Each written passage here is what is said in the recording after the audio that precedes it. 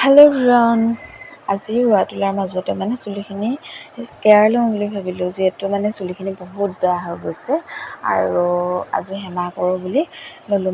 কিনা সময় পোৱা নাই যদিও অকণমান আজি সময় পাইছোঁ, যিহেতু চুলিখিনি অকণমান কেয়াৰ লওঁ বুলি ভাবিলোঁ আৰু বহুত চুলি সৰিছে, সেইটো কাৰণে হেনাকে ঘঁহোঁ বুলি। আৰু এই পুষ্পা হেনাটো মই ঘঁহি ভাল পাওঁ আৰু আগতেও ঘঁহিছোঁ আৰু ছোৱালীতে বহুতবাৰ ঘঁহিছোঁ, যিহেতু চুলিবোৰ নসৰে এই হেনাটো ঘঁহি থাকিলে। কিন্তু হেনাটো ঘঁহি থাকিবলৈ সময়ো নিমিলে আৰু কিবা আজিকালি এলাহ লগা হ'ল, গম পায়নে? আৰু যিহেতু আমাৰ গৰম দিনত চুলি সৰে নহয় জানো, সেইটো কাৰণে এইবোৰ আমাৰ ঘঁহি থাকিব লাগে। আৰু আগতে জেতুকা আৰু এনেকৈ জবা ফুল মিহলাই মিক্স কৰি এনেকৈ পিচি লগাইছিলোঁ দেই চুলিত, হেনাৰ লগত। আৰু এতিয়া এলাহ লগা হ'ল এইবোৰ কৰি থাকিবলৈ।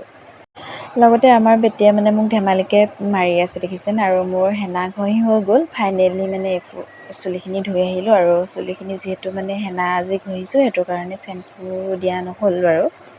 আৰু চেম্পু নিদিয়াকৈ ধুলোঁ যে, আৰু তথাপিতো চুলিখিনি চুই বহুত ভাল লাগিছে। আৰু হেনা কৰি দিয়াৰ পিছত চুলিকেইডাল চুইয়ে ভাল লাগে, নহয় জানো?